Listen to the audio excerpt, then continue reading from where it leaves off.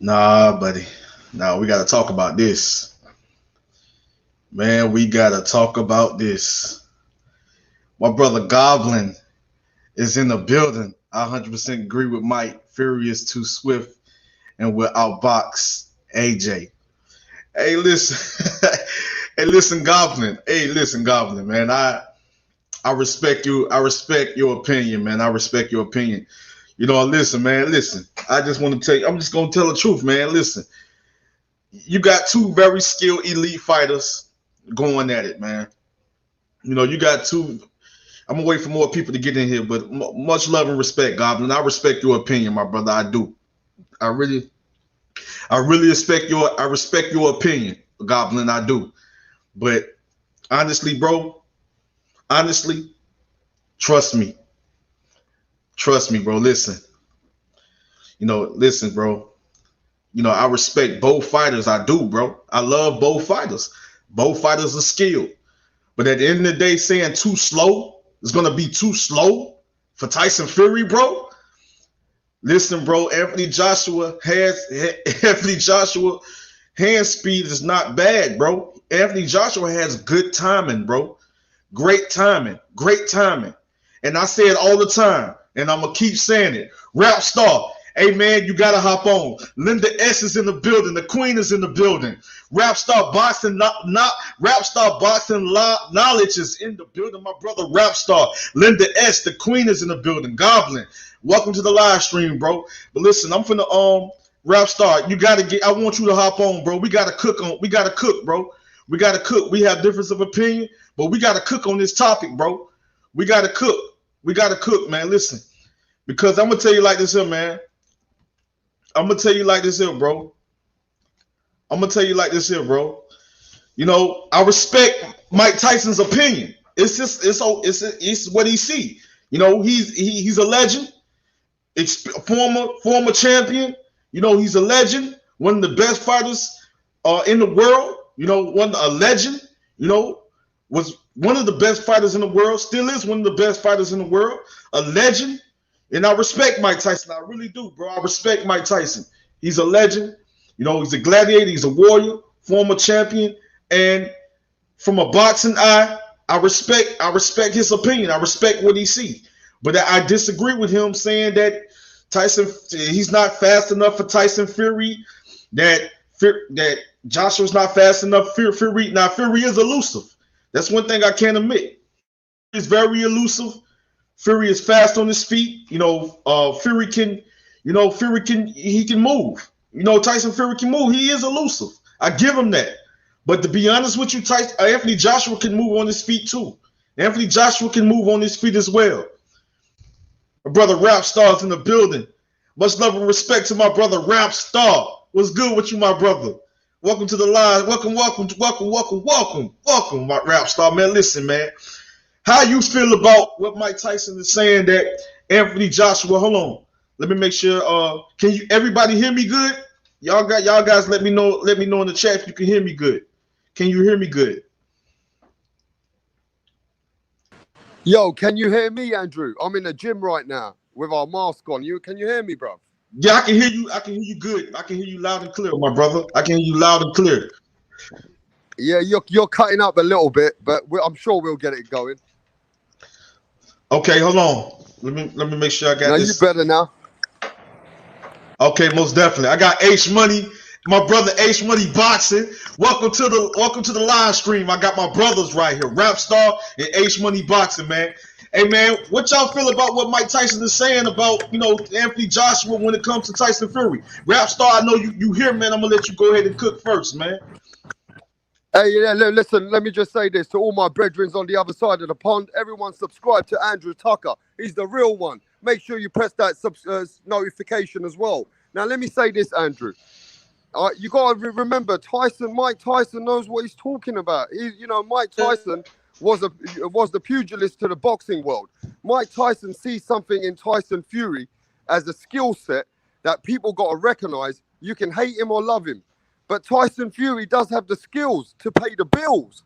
And you got to understand this. As a boxer, Tyson Fury is the more, I'm going to say it again, the better boxer than all of these guys. Even Anthony Joshua doesn't compare to Tyson Fury's skill set.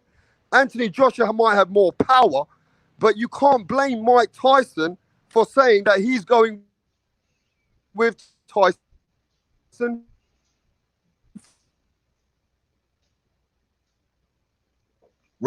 Hey, Rap Star, you're breaking up. You're breaking up, bro. I don't think there's nothing wrong in that. I think Mike Tyson's making an accurate decision there. Would you know what I mean? So we can't hate on that, Andrew.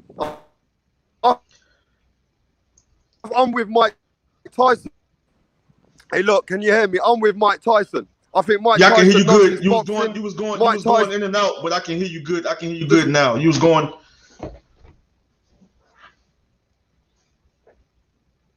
Rap Star.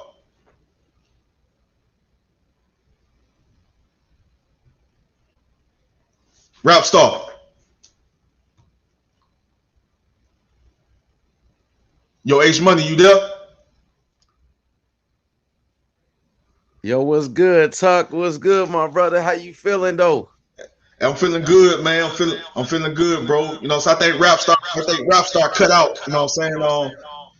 But yeah, man. Until Rap Star come back, man. You know what you feel about with Mike Tyson? Because you listen. Before I let you cook, man, I respect Mike Tyson. You know what I'm saying? One of my favorite fighters growing up. One of the best fighters. You know what I'm saying? I've ever witnessed. You know what I'm saying? You know that ever stepped in the boxing ring. Entertaining. You know what I mean? A legend. You know, and you know was a beast in his prime. You know, still a beast, even at his age, but. He was a killer in his prime, and I respect Mike Tyson's opinion coming from a boxing eye, from a boxer perspective. I respect Mike Tyson. You know what I'm saying? So I know what he sees in Tyson Fury. So I just want people to understand that. You know what I mean? I want people to understand it. I understand. I hear what Mike Tyson is saying. I understand what he's saying, and I see what he's talking about when it comes to Tyson Fury. So it's not like I don't agree with Mike Tyson when it comes to Tyson Fury being elusive, Tyson Fury being fast on his feet.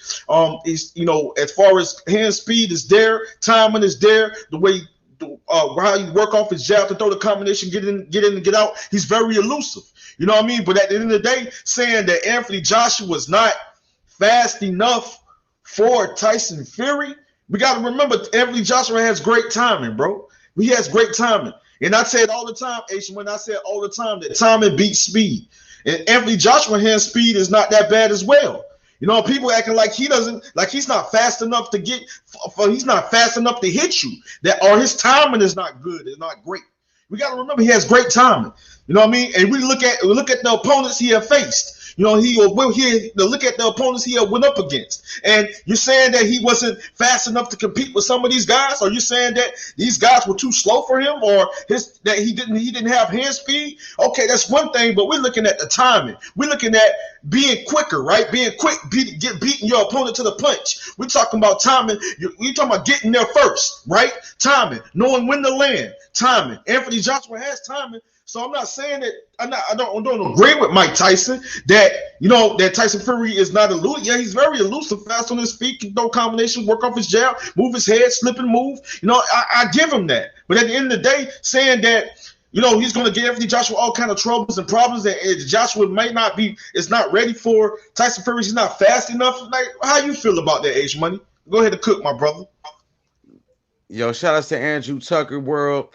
Thanks for having me once again on the platform, man. Shout outs to Rap Star Boxing Knowledge. I agree with Mike Tyson, to be honest with you. I know I picked Anthony Joshua at first to beat Tyson Fury. I have officially changed my pick. I'm leaning towards Tyson Fury now. You know what I mean? For the same reasons Mike Tyson said, his elusiveness, his boxing skills, his ring IQ, his footwork is on a different level. Now, I actually had a dream last night that Tyson Fury knocked out Anthony Joshua. The same way you had a dream, right, that Tyson Fury knocked out Deontay Wilder. I remember when you made that video. Bro, I ain't gonna lie. I had a dream last night. Tyson Fury knocked out Anthony Joshua, bro. I swear to God.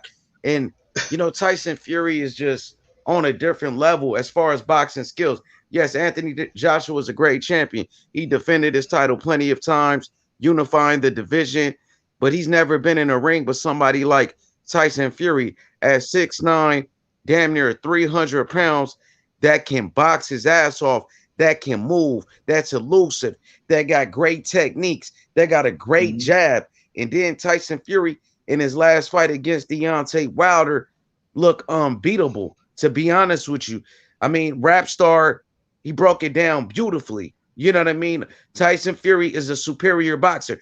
Tyson Fury got the skills to pay the bills, you know, and that's the same reason why I pick Devin Haney over Teofimo Lopez, because Devin Haney has those same type of skills as a Tyson Fury. Even though Devin Haney's not 6'9", 300 pounds, he still possessed that elusiveness. Devin Haney still got the footwork. He still got the agility and the boxing skills like Tyson Fury. You know, skills wins fights. And Tyson Fury, he got all the skills in the fucking world, bro. I don't think I've ever seen a heavyweight like Tyson Fury. You know, if you go back in the past, in the history of the heavyweight division, maybe the only heavyweights that we seen with this type of elusiveness and movement, you got to go back to Larry Holmes and Muhammad Ali. You know what I mean? That's how special Tyson Fury is, bro.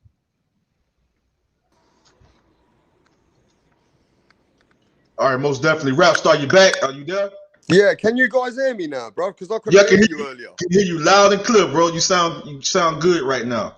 Hey, Andrew Tucker World, we're out there to support you from England, bruv. But look, I got to say this, Andrew. I'm going with Mike Tyson's views on this. Mike Tyson understands boxing, and he understands what it takes for a fighter, for the skills that he possesses. And just like what H Money said, we haven't found a 6'9" guy. And don't forget, he's got a 2 to 3 inch reach more than Anthony Joshua. Tyson Fury's reach is going to be there for him to, you know what I mean, cause those problems where Anthony Joshua won't be able to come on the inside. Because you and me know Anthony Joshua relies on his jab.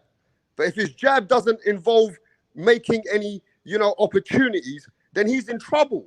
Because Tyson Fury won't allow that gap to come in between him for him to be exposed. Now, let's remember this. You know, we got to know that Tyson Fury's come from a fighting background from a little kid. His granddad was a fighter. His dad was a fighter. They inbred fighting into him from the age of 3-4 years old. Now, if you ask me, Tyson Fury's the more natural heavyweight for us. And, you know, Anthony Joshua got into boxing after about 18 years, 17 years old. He was manufactured into that situation. I'm not saying Anthony Joshua ain't no good. He is a great fighter. He's one of the best we've ever got. I'm from London. But, you know, even if I'm from London, I'm not going to lie to myself. What Tyson Fury brings in that ring, look at the flinches, bro. People don't talk about the flinching. Tyson Fury, the way he flinches, bro, he gets you out your game plan. All that educated ring generalship comes from Tyson Fury. But I do agree with you, Andrew Tucker, that Anthony Joshua can get some educated combinations off on Tyson Fury. Now, if Anthony Joshua is, you know, smart in that ring, he can try and find a way to get an opening. And, you know, Anthony Joshua is good at the 1-2 and the uppercut. That's the difference. He doesn't fight like Wilder. He doesn't rely on one punch. He relies on his educated combinations.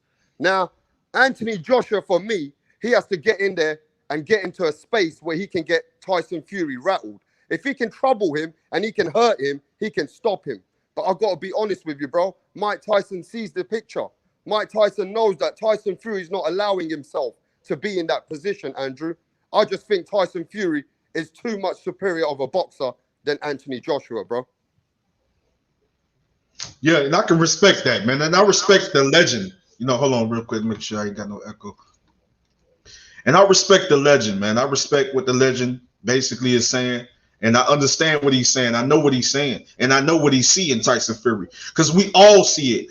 I mean, we all see it, bro. We all see what Tyson Fury possesses. We know what he's capable of. We know how great of a fighter Tyson Fury is. We know how skilled Tyson Fury is. You know, and we also know how dangerous Tyson Fury is. But what I'm saying is that this time you know, versus any other opponent.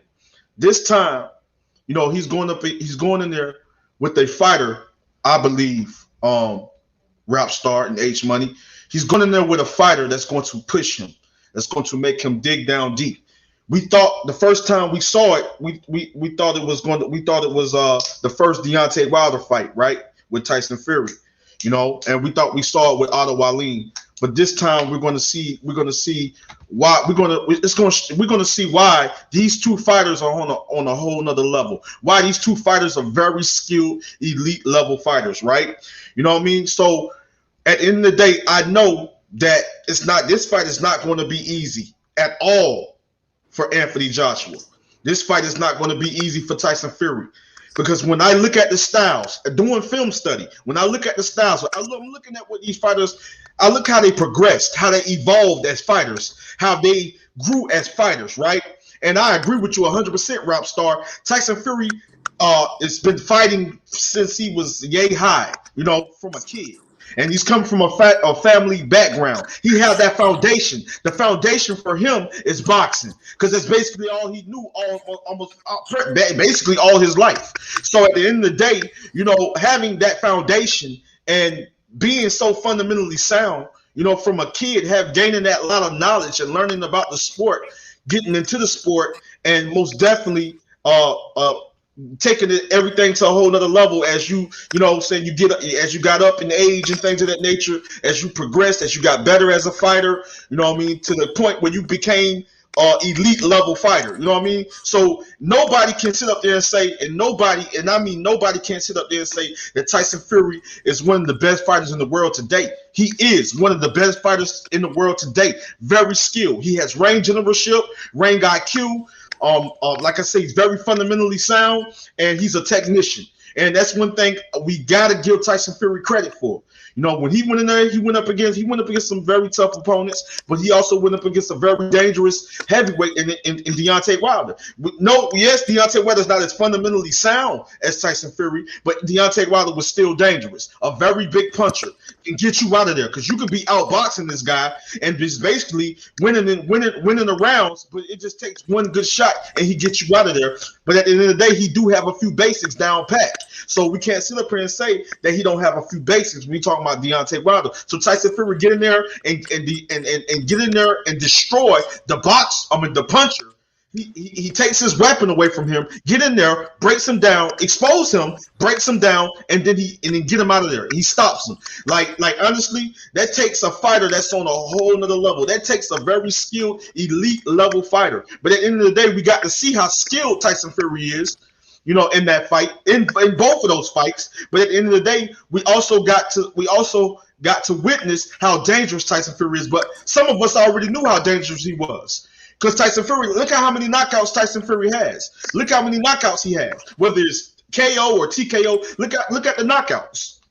Look at the knockouts. So Tyson Fury has been dangerous. Tyson Fury has been a problem. But all I'm saying is, Anthony Joshua is also dangerous. Anthony Joshua is also a problem. He's not just a front foot dominant fighter. He's not just a fighter with punching power. He's not a fighter. He's a fighter that can actually honestly box. Honestly, this man can box. And I'm saying that it's not going to be easy, because I know how I know Tyson Fury see it. Tyson Fury knows what Anthony Joshua is capable of. I mean, and I'm not saying because they have sparred with each other in the past and things of that nature. I'm not saying because they are very familiar with each other's styles. But all I'm saying is that Tyson Fury knows that he can't go in there and do what he did to Deontay Wilder, what he did to Anthony Joshua, because he know that this guy can box, and this guy has punching power, and this guy is also a smart fighter. This guy is also a smart fighter. This guy is also a thinking man fighter. This guy is also smart. This guy can move on his feet as well, which he has gotten faster on his feet. We have seen that he's also progressed at moving his head. He's progressed on his defense. He progressed as working off his jab. We've seen these things. We've seen the adjustments he made to his game. We see that he's gotten better, evolved as a fighter. And I know that he's going to be different versus when he went up against Andy Ruiz Jr. rematch. He's going to be different versus when he went up against Alexander Povetkin.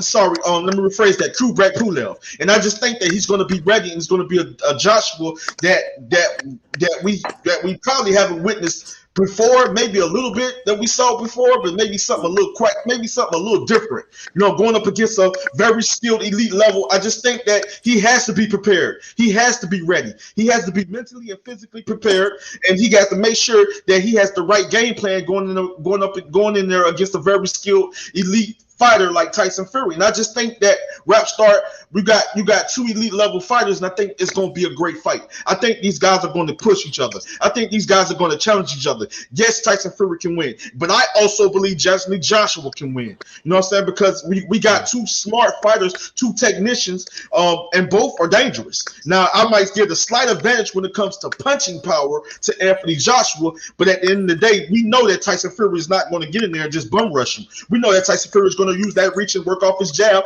and use the jab to set up the 2-punch, 3-punch combination, get in and get out. We know that because we know that trying to stay right there on the inside against a fighter that's slightly a bigger puncher than you, it's not going to be a great idea. So I just see so many ways that both fighters can win the fight. I just see I just see it. It's like I have dreams, I visualize it, and I see it. But I just know that it's not going to be easy for Tyson Fury, and I just know that it's not going to be easy for Anthony Joshua. I think that both of these guys are going to push each other, and they're going to challenge each other. And Rapstar, mark my word, it's going to be one of the best heavyweight showdowns we haven't saw in a long time. You know what I'm saying? It's going to be a great fight between two warriors, between two gladiators. And remember, I said it. And I would not, like I said, I would not be surprised if Joshua won this fight. I would not be surprised if Tyson Fury won this fight. It's just one of those fights. Very competitive between two elite level fighters, two technicians, two very skilled fighters. Now, the thing is, I see the elusiveness when it comes to Tyson Fury, right?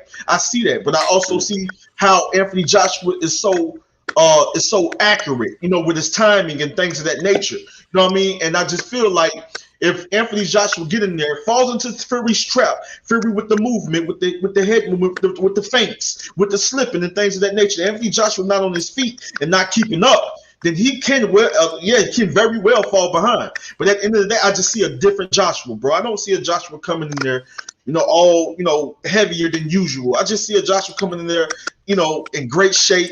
I think probably the size he came, the way he came in, the weight he came in with the Andy Ruiz Jr. rematch, and maybe a little smaller.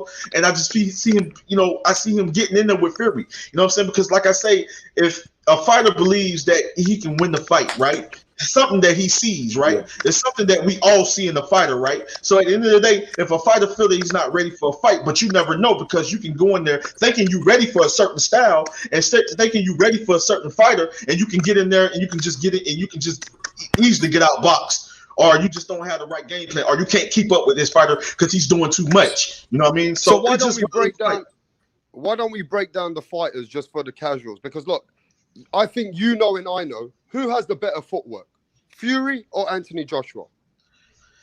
Joshua's footwork has gotten a lot better, but I can say at this present time, Tyson Fury has slightly the better footwork. Okay, who fights like Terence Crawford, switch hitter? Tyson Fury can fight in orthodox, and Tyson Fury can fight as a southpaw. It's hard to get training partners to come in if you're facing Fury, because Fury has a fighting style that he can go southpaw or he can fight in orthodox.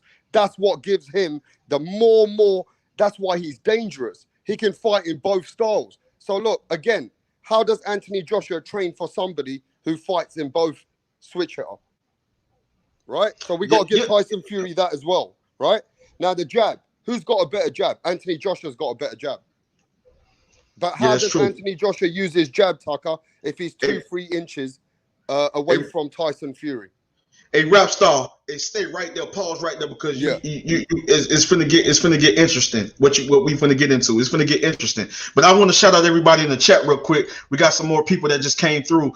My brother Simple Boy and Linda S is in the building. J Blues Radio, much love and respect. You know what I'm saying? Simple Boy, much love and respect.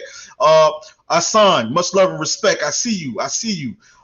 Planning with Art by Tracia. That's my sister. If y'all ain't subscribed to her channel, please go subscribe to my sister's channel. That's my big sister right there, rap star. Planning with Art by Tracia. She's a planning and budgeting channel, man. For sure. I'll have a look at it later.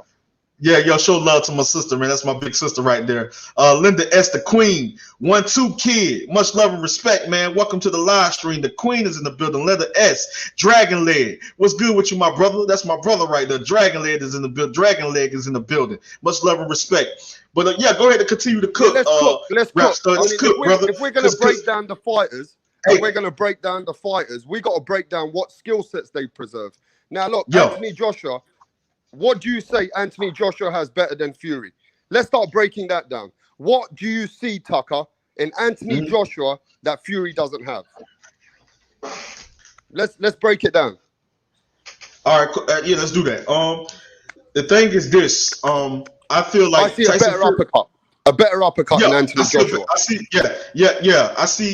a better uppercut when it comes to Anthony Joshua, and I also see a better inside fighter when it comes to Anthony Joshua. Anthony Joshua is he's an inside, he's an excellent inside fighter. And I know that Fury's gonna be smart. If Fury's gonna be smart to not play that game, I think he's gonna be smart enough not to play that game. But so Fury got better legs. Fury got the reach. Fury's the switch hitter. Fury's also got the flinching. Fury's a better boxer. Anthony Joshua's got a few things, but he hasn't got that many things going for him like Fury. Do you agree?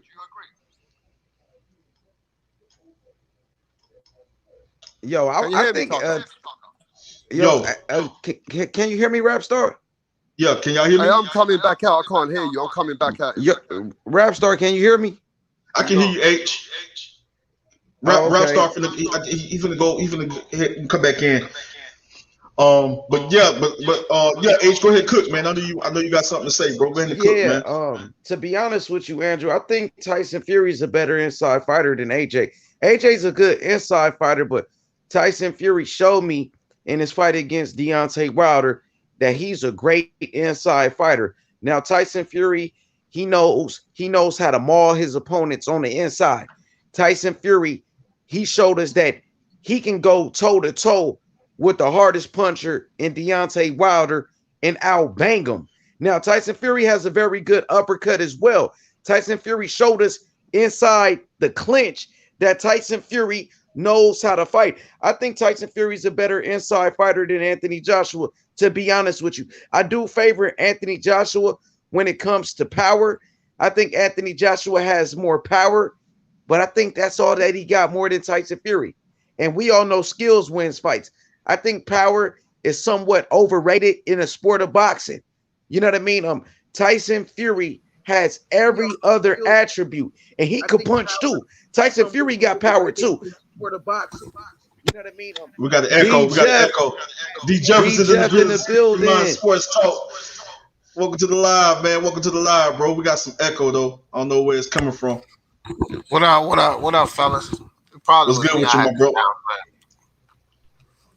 I think Anthony Joshua is a better body puncher, though. I give him better body punching, and he has more power. Even though Tyson Fury's a great body puncher as well, because we seen in that Deontay Wilder rematch, Tyson Fury knocked down Deontay Wilder with body shots, and now that's part of the reason why Deontay Wilder legs were gone, because of those body shots, and also the inside fighting of Tyson Fury using his size advantage. You know what I mean? Mauling Deontay Wilder, leaning on him, putting that 300 pounds on him, and Wilder folded. Wilder folded under pressure, bro. I don't see anybody beating Tyson Fury, bro. He's on a different level. There's only one Tyson Fury, baby. Yeah. You go ahead, Rapstar. Go ahead and continue to cook. Before D starts cooking, how does Tyson Fury, now, how does Anthony Joshua get on the inside when Tyson Fury's got the longer reach? Now, for me, Anthony Joshua's got to make this a dogfight. And, you know, we know that Tyson Fury is good at dealing with people who think they're going to come on the inside.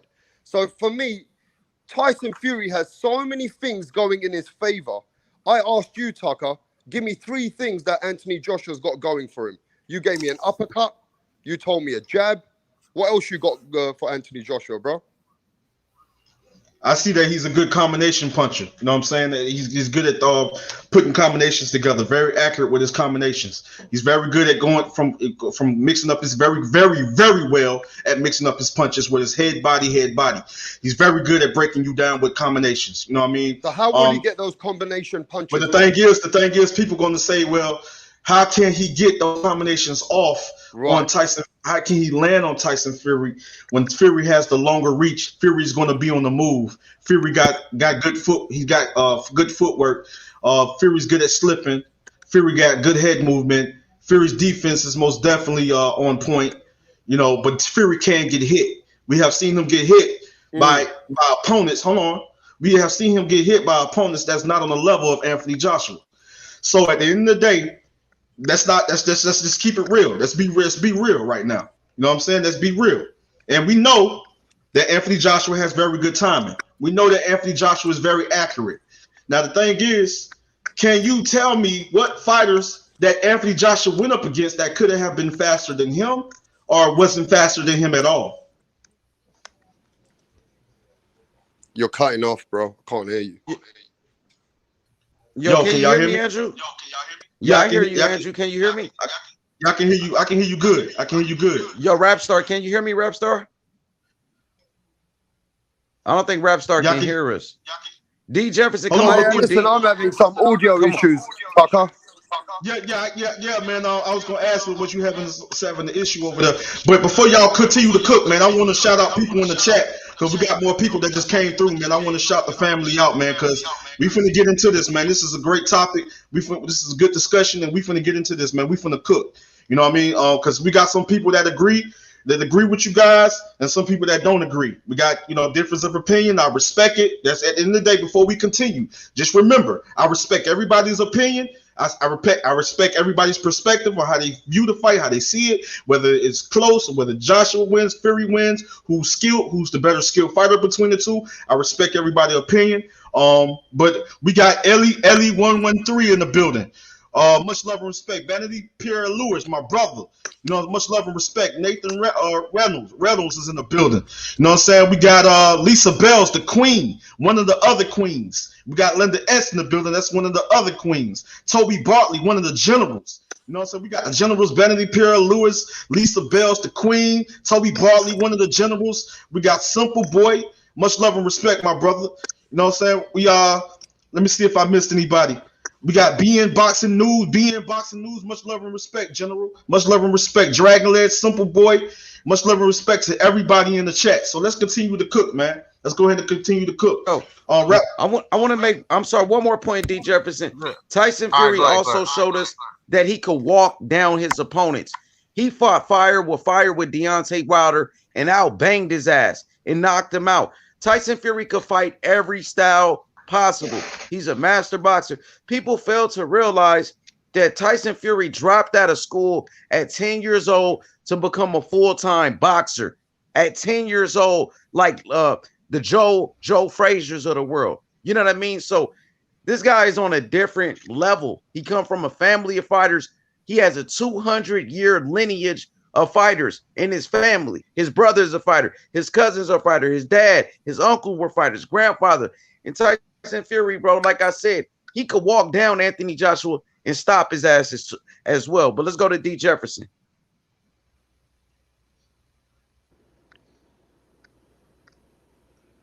Come on, mute, D. Come on mute, D.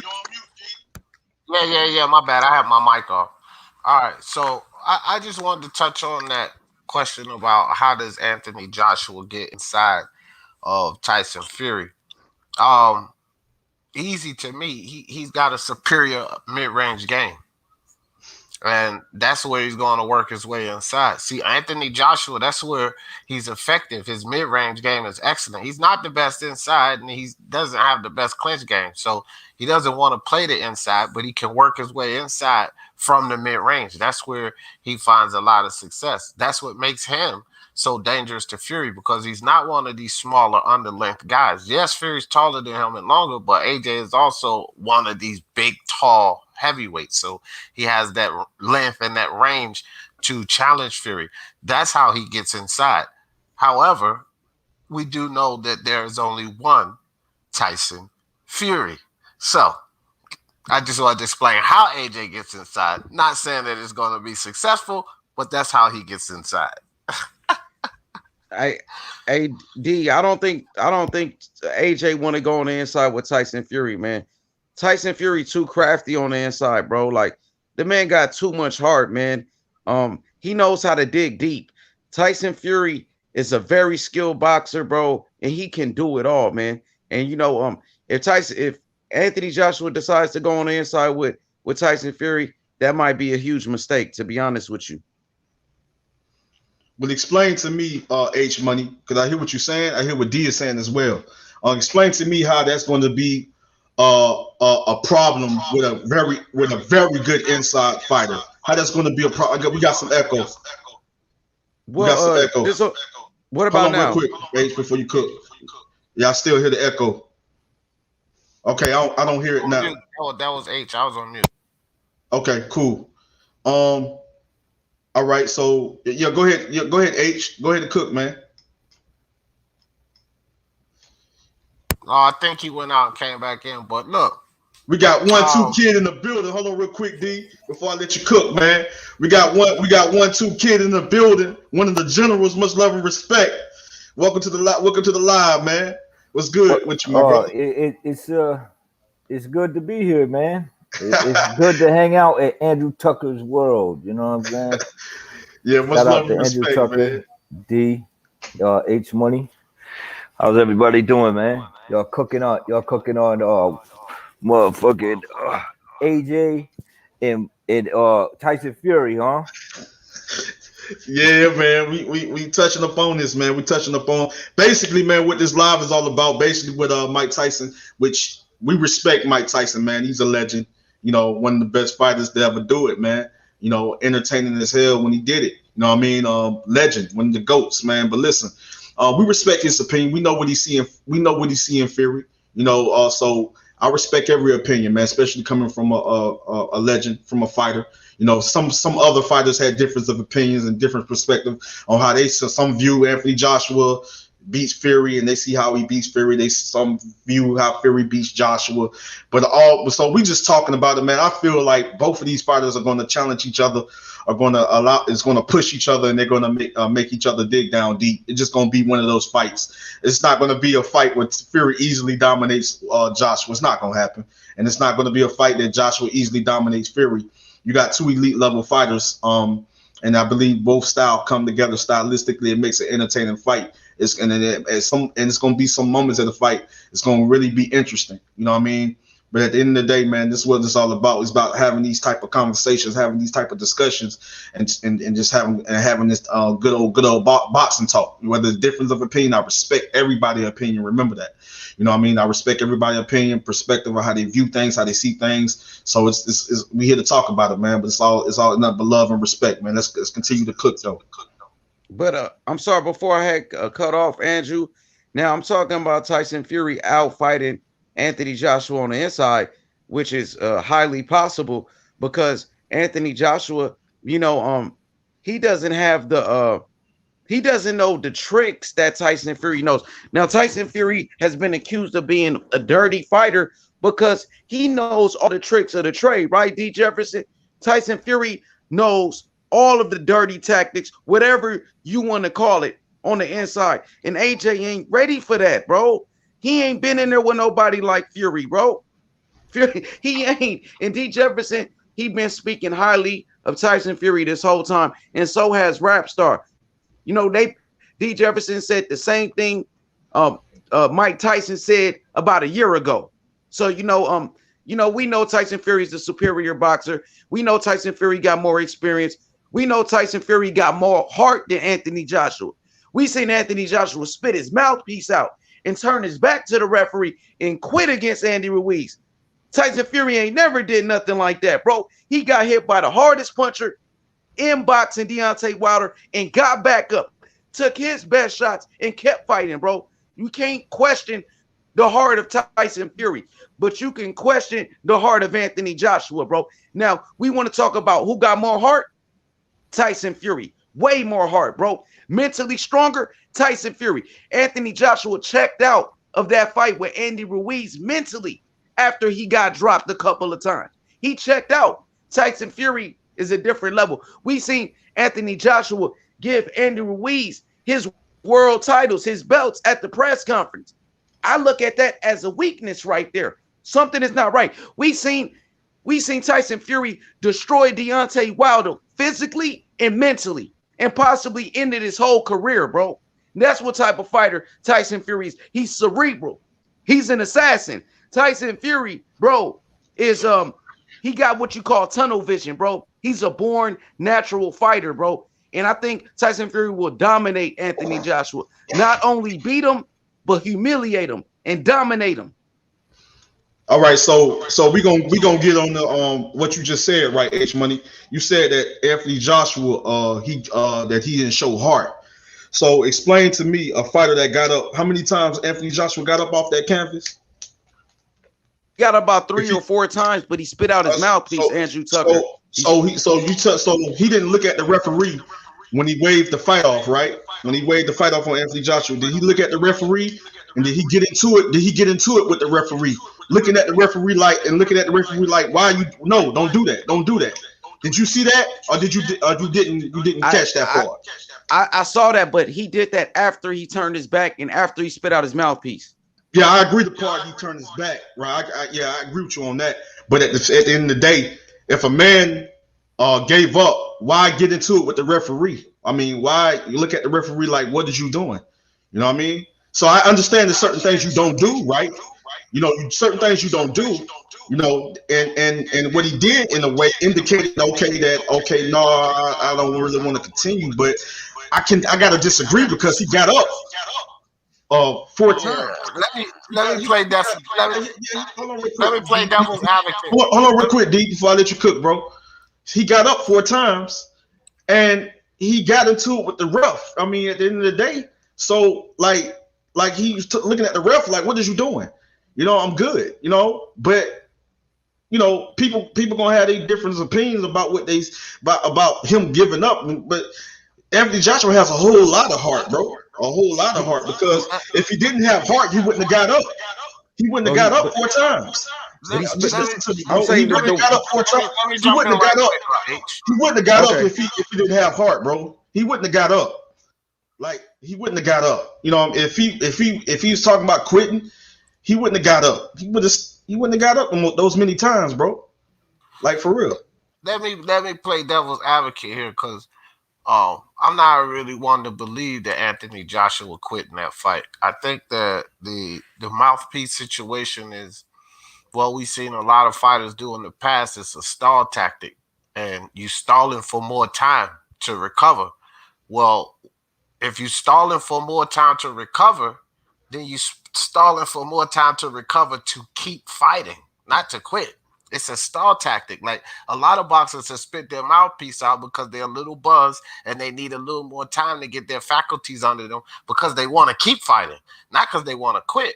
Like, to me, I've said this from the beginning because it was me and Pete Mo Boxing that used to go back and forth about this quitting scenario. In Daniel Dubois and Joe Joyce fight, he's looking up at the ref. If a man wants to quit, he doesn't get up for the count. The count, right, he don't get up for the count. He stays down. Right, D, pause right there for a second, bro. We got my brother Double M, BLU, Boxing Logics United is in the building. Appreciate that $5 super chat, my brother. Much love and respect, man. If you want to hop on and you want to cook, because I know you kind of got, got a difference of opinion. So I know you probably want to get on here and you want to talk about it and cook. So if you want to cook, man, I'm gonna put the link in the chat, man. But go ahead and continue to cook, D. Just don't come up here cutting me off, Byron.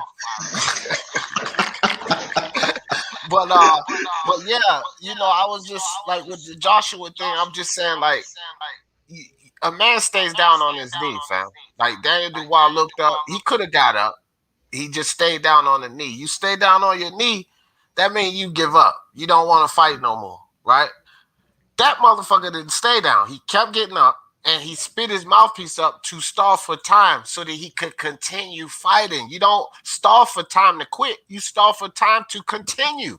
So I never really agreed with Anthony Joshua being a quitter. That's why I got all kind of videos up now. Respect Anthony Joshua. It's not about me being a Tyson Fury fan. If you dump on Anthony Joshua and you spit him down and put him down to nothing, he's not this, he's not that, then who the fuck is Tyson Fury beating? He's beating somebody who ain't all of that. So you really stealing the shine from my dude Tyson Fury. No. He's beating a valid guy. This guy can beat him. He's getting in the ring with a guy that can beat him. That's what makes this great fight. So you can't shit all over Anthony Joshua just because you're going for Tyson Fury. I'm going for Tyson Fury. I don't know if there's too many people going for Tyson Fury more than me in America anyway. I'm always going for Tyson Fury. But however, you have to respect Anthony Joshua, because if you bash this guy down to nothing, then who is Tyson Fury really beating? He's beating some overrated guy that wasn't really nothing in the first place. That's not true. Anthony Joshua's 1A, 1B, put either one of them as the number one guy. That's who he's fighting. A guy that can beat him. That's who he's fighting. Yeah, 1-2, kid, man. You know, and I hear what you're saying, D. Most definitely, man. And you know, I most definitely hear what you're saying. And that's why this fight. That's why this is a great fight, man. It's because you got two fighters, man. That's going to really, I believe, D, is going to really push each other, man. It's going to really challenge each other, bro. And and I'm not just saying because they beat certain fighters. We just look at what these fighters can do. We look at what these fighters are capable of. We look at what these fighters have been doing. And then at the end of the day, some people can honestly say that, okay, well, Anthony Joshua has been beating better competition. I mean, you take away Deontay Wilder, right? You take away Deontay Wilder from Tyson Fury, and then you can say who else? Who else? You know what I mean? When it comes to Tyson Fury, but I can honestly name a few fighters that were tough fights. That maybe didn't necessarily have the name, you know, like Anthony Joshua fought the names, you know, and went up against certain styles and certain fighters, you know what I mean, and beaten what we say the top 5, the top 10, a lot of fighters in the top 10. So at the end of the day, this is, you know, when we look at Tyson Fury, yes, fundamentally sound, a warrior, gladiator, very skilled fighter, ring guy, very smart fighter, ring IQ, ring generalship, very skilled elite level heavyweight for his size. Take nothing away from Tyson Fury, but we look at Anthony Joshua, also fundamentally sound, very skilled, big puncher, ring IQ, ring generalship, you know, and it's a problem for any heavyweight. So when you bring these two fighters together, yes, we have a great fight. We have a great fight. You know what I mean? Because if Tyson Fury, you think Tyson Fury in this fight just only for the money? No, he in this fight because he wants to be great. Because he know that this guy, because he know that this guy across the street, oh, this guy, yeah, he got something that I want. But at the end of the day, he know that I have to beat this guy, and Tyson Fury know it's not going to be easy. He can get in front of a camera and get in front of the media and all that there, and sit up and say what he's going to do to Anthony Joshua. But he know he still got to step in that ring. Because at the end of the day, he respects Anthony Joshua, but he knows that this guy, you know, is a problem. He knows that this guy's a problem. Just like Anthony Joshua knows Tyson Fury is a problem. He knows that he's a great fighter. You know what I mean? And at the end of the day, they got to fight each other. We got to see the fight, because that would determine who is the better fighter between the two. And when I say that these two fighters are going to challenge each other, these two fighters are going to push each other. And it's going to be a great fight. It's going to be a great heavyweight showdown. It's going to be a great heavyweight showdown. Trust me. And it's just one of those fights where you can honestly say 50-50, or you can say Tyson Fury, or you can say Anthony Joshua. Now, me, on the other hand, is 50-50, but I lean towards Anthony Joshua slightly because it's just something that I see, right? But I know that Tyson Fury can win this fight. It's just one of those fights, D. That's why I agree with everything you just said, bro, and I respect everything you just said, bro. You know what I'm saying? Now, and I'm with you 100% on that. But people got to understand that this is not an easy fight for neither guy. 1-2 kid, go ahead, man. I know you're ready to cook, bro, so I'm gonna let you go in and go ahead and cook. Hey, man, I just think it's a fantastic fight. We're getting undisputed finally at fucking heavyweight. So I'm gonna be rooting for AJ. I want AJ to win, but if I put my money on it, it's gonna be on Tyson Fury, man. It's gonna be on Tyson Fury for the simple fact that Tyson Fury's got something that and does certain things that other heavyweights don't do, and that's feint. He feints, guys bite, they get tired. They bite on them feints, and it opens up shots for Tyson Fury to take advantage when they bite on these feints. But I feel that's what's gonna edge him. But the reason I want AJ to win is because I think Tyson Fury just gonna retire, man. And AJ about that smoke. He gonna stick around. He gonna defend. I just don't see any real reason for Tyson Fury to get up to stay around. We've already seen it. This dude just took off on boxing already when he became undisputed. When he won the belts, he just cut out the game. You know what I mean? So that's my only issue with Tyson Fury winning. But if I had to put my money on it, I give it to Tyson Fury. For another reason is who you gonna find this? What kind of sparring partner you gonna find that can be like Tyson Fury? You can't find that guy, man, because that guy can move around. I wouldn't say that he has the better footwork, but I feel like he's gonna make you work with his feet because you got to chase this guy around. And we know sometimes, AJ, he made some adjustments in his stamina. He's fighting a little, he lost some muscle, so he made those adjustments. But still, in all, he's gonna have to chase this guy to get to him. Now, Tyson Fury just walking him down and bullying him, I don't know if I see that at all because he's going to have to pay for that real estate. Like AJ's got explosive hands, and he don't just throw one shot, he throw combinations, and they crisp, and they powerful. So, yeah, it's the heavyweight division. I'm just excited about the fight, man. I think it's great. I think it's great that we got undisputed. Yeah, man. Honestly, it's just one of those fights, man. And I see it both ways. I see it Joshua way, and I see it Tyson Fury way when it comes to what these fighters possess. Right? I see what these fighters are capable of doing. I see how these fighters can win the fight. You know what I mean? And honestly, when you have, because people can sit up there and say, well, you don't have nobody, man, that really can imitate, Tyson Fury. How can Joshua prepare and be ready for this type of style? But at the end of the day, people got to understand and realize one thing, that Anthony Joshua have went in there, you know what I mean, and made adjustments. And one thing I can honestly say when it comes to Anthony Joshua, he's good at making adjustments, right? And like when he went up against Kubrat Pulev, you can say older, whatever. We're not going to come with those excuses. When he went up against Kubrat Pulev, he adjusted. He made adjustments, right? Broke him down, knocked him out. Yeah, he caught Dillian White early in his career. You know what I mean? And he was undefeated. You know what I mean? Went up against that type of style. Had a little issue in that fight. He got caught and things of that nature. But at the end of the day, made adjustments, broke him down, got him out of there.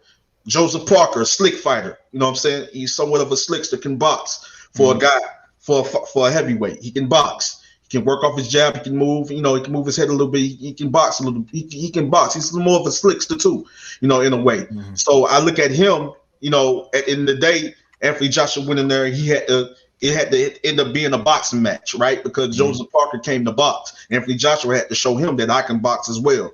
I'm not just this front foot dominant fighter, get in there and walk you down, just beat you up, body head. You know what I'm saying? I'm going to box with you. So that was the first time I seen Anthony Joshua display boxing, working off the jab and things of that nature, setting up the counters and things of that nature.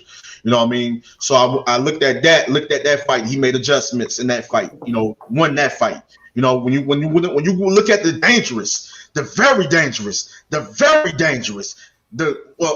very dangerous experienced veteran and Alexander Povetkin, man, y'all finna make me go down deep, bro. Y'all finna make me dig down deep, and I really didn't want to do this.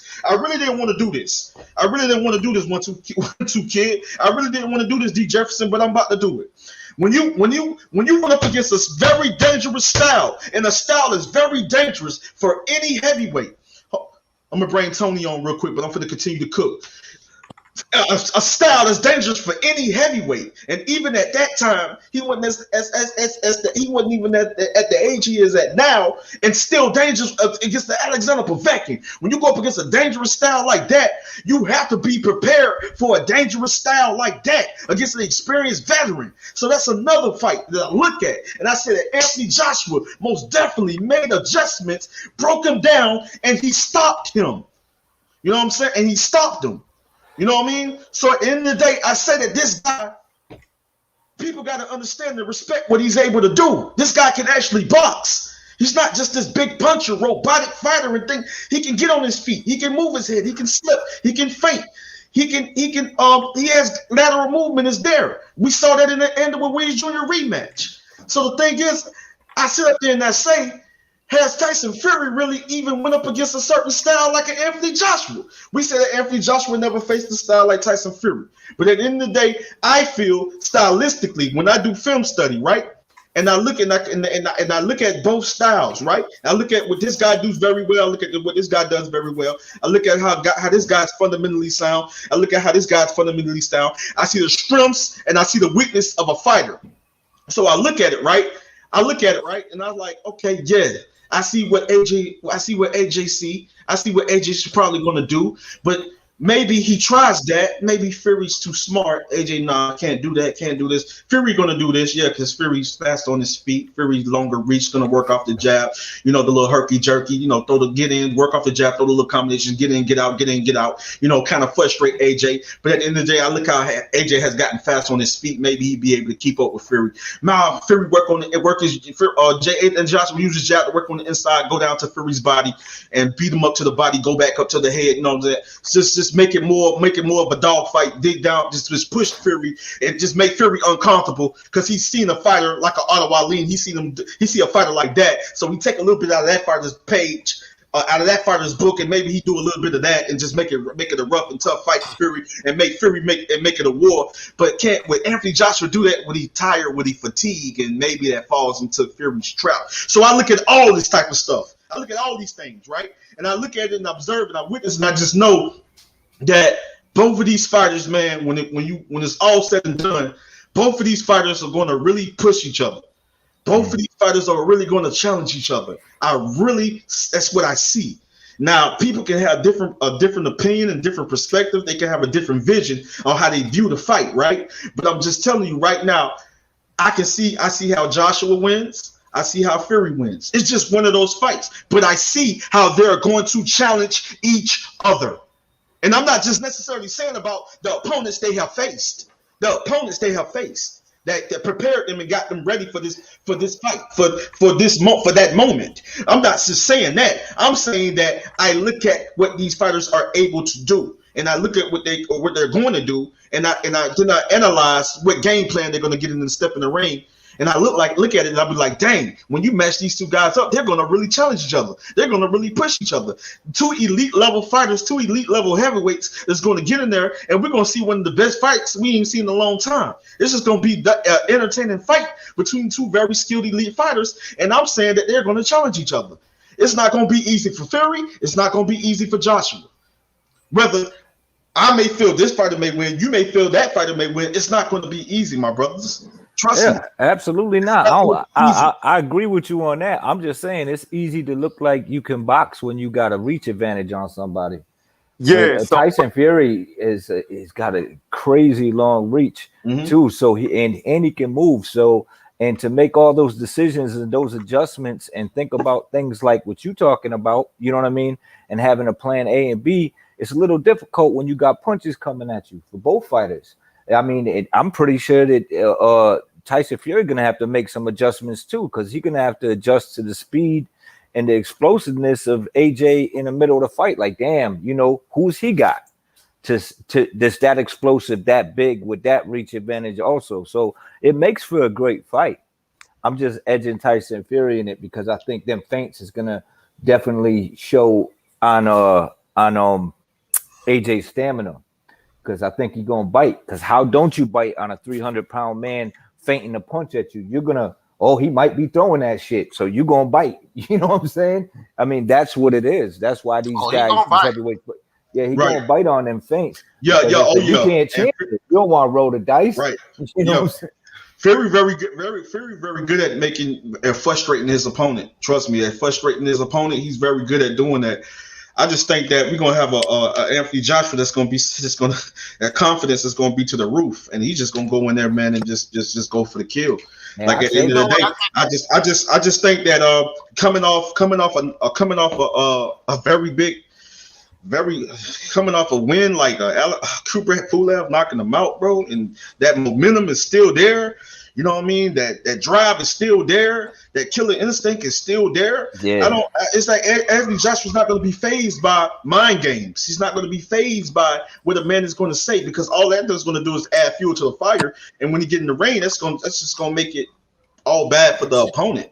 So I just think that people got to really understand and really know what time it is when it comes to Joshua, man, and how this guy just think about it. Just like every guy he stepped in there with, every guy he stepped in the ring with, bro, he wasn't intimidated by none of those guys. He wasn't fazed by none of those guys. Kubrat Pulev talked this trash and said what he said. Anthony Joshua made him eat his words. But listen, man, all I'm saying is that this, Andrew, you know what else, bro? He won't looking up to none of those guys either. Yeah. So D, I made that the last time I agree. The last time I was on this channel, me and Andrew went back and forth, and that's one thing that I told him, not to sound repetitive though, but we've never seen AJ fight short. This is the first time he's going to have to fight short, which is completely different than how he's ever fought before. We don't see a lot of bobbing and weaving. We don't see a lot of slipping from him. We see good parries, good catches, good blocks, but he's very straight up and down. When you are short, you got to utilize lateral movement to get on the inside. And this is something that Fury, his entire career, has been used to, fighting guys shorter than him, because nobody's as tall as him outside of maybe a David Price, maybe, because he looks taller than what he's built at, but they never fought. So the bottom line is Fury has always fought short men compared to him. AJ has never been the shorter guy. He has always been either equal in height or looking down. So this is going to be a stylistic matchup he's never even experienced before. This is the first time in his career that he's up against a guy like this stylistically. And I think he'll do better in the rematch, but I think the first one's going to be Fury. I feel you on that. I can respect that. You know what I'm saying? It's like I say, man, it's going to be a good fight.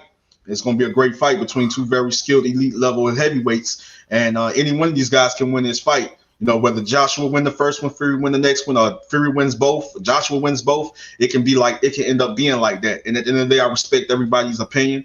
You know what I mean? I respect different perspectives and different views on how the fight can possibly take place and how the fight can go, how what we can witness in that ring. But at the end of the day, man, like, I just don't see a 2-inch longer reach. I think Fury has 2 inches over Joshua, right? Oh, it's got to be way. I think it's more than that. Hold on, I'll check it out right now. Yeah, check it out for me. You know what I'm saying? And then Joshua's 6'7". Joshua's 6'6", Fury 6'9", so that's 7, 8, 9, 3 inches of No. But Andrew, Fury got hold on. Fury got stupid dumb long arms. Like, he got extremely long arms. Yeah. I know that. Yeah, Fury got long arms for real. You know what I'm saying? Like, honestly. Hey, Rap Star. Hold on, yeah, man. I'm trying to figure out why you don't hold on, man. Let me see. I don't know why you don't have a wrench. Say something else, Rap Star. Say something else, Rap Star. YouTube be taking wrenches from people, man, because it don't be me, bro. Trust me. YouTube has been tampering and been messing with my channel, man. I've been having issues with YouTube. 4-inch reach advantage. He has a what now? 3-inch height, 4-inch reach advantage. 3-inch height, yeah. So he's 3 inches, like I just said, right? And he has 4-inch reach advantage, right? Yeah. Okay.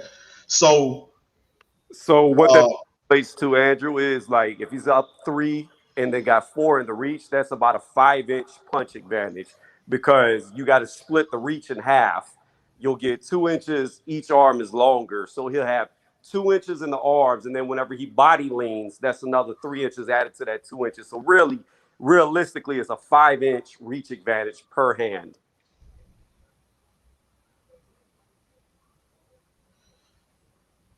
Okay, y'all go. Okay, hold on for a second. Let me see. So we got boxing lot. So, man, much love and respect to Muhammad Ali. Toby Bartley, T-Tone Toledo. You know what I'm saying? Rap Star back in the building. You know, Boston Logic in the building. Lisa Bell's a queen. I see y'all in the chat. Dragon Leg, Black Thanos. I see y'all, man. Vanity Pierre Lewis, Wizard Sleeves, H Money Boxing. I see y'all, man. Much love and respect, man. Much love and respect. I see y'all. But I'm gonna tell you like this. Sometimes, man, listen, these guys have sparred with each other before. And at the end of the day, sometimes, man, you can look at the reach and you be like, yeah, reach is good because I can work off that jab. I can beat you from a distance. I can beat you on the outside. So I look at that as well. I always look at that. That's one thing I love about boxing, man. Guys working off his jab. And sticking and moving, you know what I mean? Just using the jab to set up the counter attack or using the jab to set up the 2-punch, 3-punch combination, whether you go into the head or go into the body. I love that. But at the end of the day, you know, I'm just going to be real with you, man. I'm just going to keep it real with you. Like, I don't think that's going to really be something to really even think about. Like Fury just having reached only 3 inches taller, and then like a reach advantage, because at the end of the day, you know, you look at what fight you can honestly say, you know, that Fury necessarily. Well, you can say that the first fight between him and Deontay Wilder. So you can say that fight, right? And then what other fight you can honestly say that Fury, you know, used his reach? I'm asking you guys, what fight he used his reach? You know what I mean? And beat a guy from a distance. All his fights. All his fights. So you said all his fights, right? I'm not really all his fights, but I mean he always uses distance. Fury adapts to what he needs to do. See, this is the thing with Joshua, right? And the first Ruiz fight to the second Ruiz fight. So we talk about the things that Joshua worked on, and he took a camp to, you know, change going from Ruiz 1 to Ruiz 2. His footwork, him keeping the distance, utilizing his jab, playing from the outside, toning those muscles down, that was something he took a whole camp to adjust to. Fury makes adjustments within the fight, and that's why like what 1-2 Kids said, he could see Fury winning the first fight.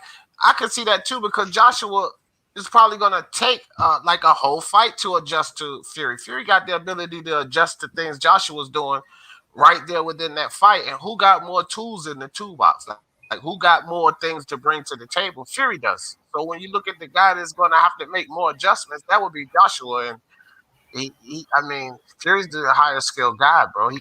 What if he frustrates him in the southpaw? Joshua can't figure it out. Then he stays in the southpaw. It's like, and then when Joshua figures out what he's doing in the southpaw, then he switches back to orthodox and gives him problems there. You ain't got but 12 rounds to start figuring shit out, bro. Like, I don't know. It's going to be tough for Joshua, bro. Yeah, I think a lot of people. I hear what you're saying. My fault. 1-2. I'm gonna let you cook, man. I'm gonna let you cook. I just wanted to say this. We got a comment from Boxing Logics. He said, and it just threw me off guard. He said, realistically, height doesn't mean SHIT. I think when people bring up Otto Wallin, I mean, he was a southpaw, and I think people overlook that through that whole fight, if you watch it, like you'll see Tyson Fury slipping punches, but he's literally slipping the wrong way. So he's like slipping shots and running into that left hand like all night. He did that. I don't know why. Maybe he just thought he could walk through this guy, but yeah, he had to pay for that. I don't think Anthony Joshua, you know, he's not punching from that angle. He's orthodox, but the difference is if he lands on Tyson Fury, like, man, this dude he's gonna land more than one. You know what I'm saying? Listen, man. I'm gonna just say this, man. Listen, Fury. Yeah, but 1-2. Just listen to me. Hold on, real quick. I'm gonna let you cook, Tony. Hold on for a second. I just want to say this, man. Listen, these guys are going to challenge each other, and yes, I agree with what 1-2 Kid just got through saying. Like, listen, yes, he can't afford to take too many big shots from no. Fury gonna be smart in this fight. He knows that he can't take too many big shots from Anthony Joshua, right? You know, he knows that. You know what I mean? Because no, that's not going to end up well. It's not going to end well. You know what I mean? The thing is this, you know, I agree with when y'all say that Fury basically, you know, more the slicker fighter when it comes to pure boxer, you know, more slicker. You know, Anthony Joshua is, you know, Fury's a technician. Joshua is a technician. And if Joshua can't keep up with Fury, right? Fury does a whole lot. He's like Mike Tyson said, and I agree with him. Fury is very elusive, right? Very elusive. You know, and he's on the fly type of fighter. He's combination boom. He's getting in, getting out. You know, and that's because he's fast on his feet. You know, and footwork is there. But at the end of the day, I want you guys to understand that Anthony Joshua, right? And go pay close attention to his fights. Very good at cutting off that ring and keeping up with his opponents. Now listen, he's been working. I seen this guy. I seen this guy jump roping, moving fast as heck, bro. I was like, dang, this guy has gotten a lot faster on his feet. And the same thing Derek Chisora was saying. I was like, dang, Joshua has really gotten faster on his feet. And believe me, if he start working with Floyd Mayweather Jr., that's the number one thing he's going to help Anthony Joshua specialize in, and that is moving on his feet. That's moving on his feet. That's basically moving on his feet, working off his jab, moving on his feet. You know what I'm saying? And also being prepared for what Fury is going to come in the ring and do. So all I'm saying is that I just feel like, man, both fighters going to have the right game plan. And I believe when both fighters come together and they fight, they're going to really push each other, man. They're going to really challenge each other. All this 3-inch height, reach advantage, 3-inch height, you know, that's not going to even, bro, I don't even think that's going to even matter. It's not going to even matter, bro. You know what I'm saying? My biggest issue is I don't like people bringing up Otto Wallin against Tyson Fury because I don't know why people do that, man. Like because you know Tony, like I know, I know, style makes fights, man. Yeah. This is all I want to say about that. We have never seen Anthony Joshua ever fight like Otto Wallin. Otto Wallin take his last fight against Dominic Brazil. He slipped underneath a punch. He spun around, pivoted on his lead foot, and then 1-2 pieced him in the side of the head. Like the moves that Otto Wallin does and how he fights is way different than Anthony Joshua. So, again, to me, the only way AJ is going to be successful is if he comes in slipping like an Otto Wallin, which is at this point something I've never seen him do. I cannot think of a time where I've ever seen this man slip and step around the target.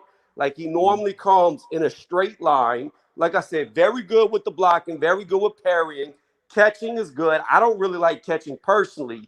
I would rather somebody parry than catch, but he does that well. But it's the slipping that he has never shown, and that's all Otto Wallin does.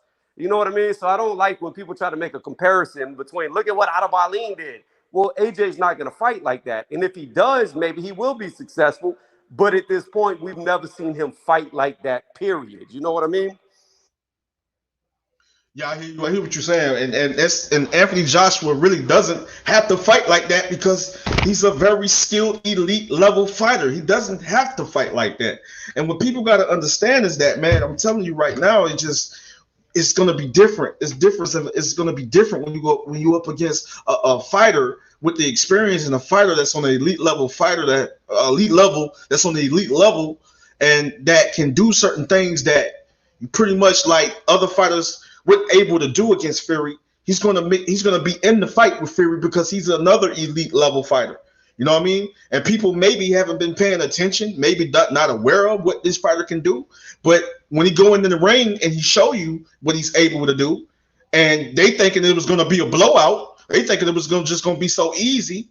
And the fighter get in there and just prove so many boxing fans and so many people that thought it was gonna be like that. When he get in there and prove him wrong, it's not going to surprise me because I'm going to be like, I already knew this man was a skilled elite level fighter. I already knew it. And he evolved. He has evolved. Him, Anthony Joshua, and Fury have evolved as fighters. You know what I mean? And they elite level fighters for a reason. They are skilled fighters for a reason. Two of the best fighters, and two of the best heavyweights right today in boxing. So at the end of the day, it's going to be competitive. It's going to be a challenging fight for both men. It's not going to be easy for neither. It's not. I'm sorry, guys. I'm sorry to rain on your parade, but it's not going to be easy for Fury. It's not. It's not going to be easy for Joshua. It's not. Whether y'all over here in this corner may feel that he wins, and us over here in this corner may feel he wins, it's a 50-50 fight for a reason. It's a 50-50 fight for a reason. I'm telling you right now, they're going to push each other. They're going to challenge each other. And the better man will win. The better man will win. It's not going to be easy. You know, both guys have put themselves in the position, and both guys are preparing for this fight. And I believe that both fighters is going to get in that ring and lay it all out and lay it all on the line. Lay it all on the line. Both fighters are going to get in that ring and lay it all on the line. Like I'm telling you, these guys are going to be ready for that fight. This is a fight for all the belts, a unification. You know what I'm saying? I'm sorry, to be undisputed. To be undisputed. This is a defining fight, a legacy fight. You know what I'm saying? A legacy fight. This is a legacy, a defining fight to be undisputed. This is a very big fight. And I'm not just talking about the money. So, of course, both fighters are going to be ready for this fight. And certain fighters that they have went up against, have got them to this point. Because you only want to get better than your last fight. You want to be better than your last fight, So you prepare. And I just believe that it's going to be one of those fights, bro, we're going to remember for a long time. A good heavyweight showdown between two of the best in the heavyweight division.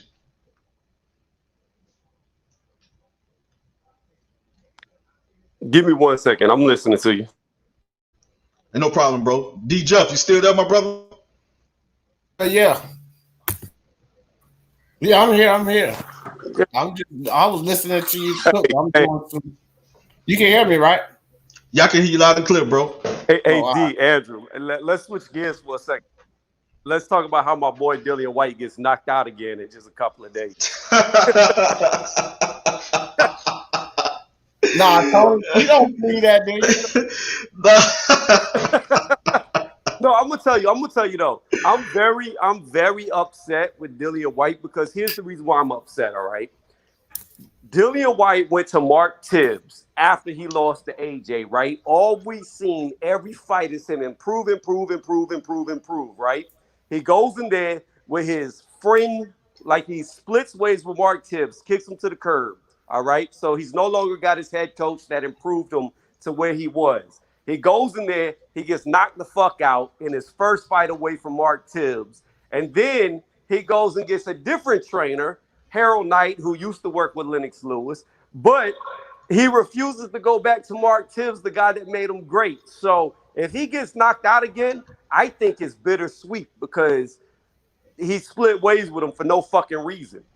And I really think that's why he lost to Povetkin. Yeah, it could be, man. I just think that time is my biggest thing here.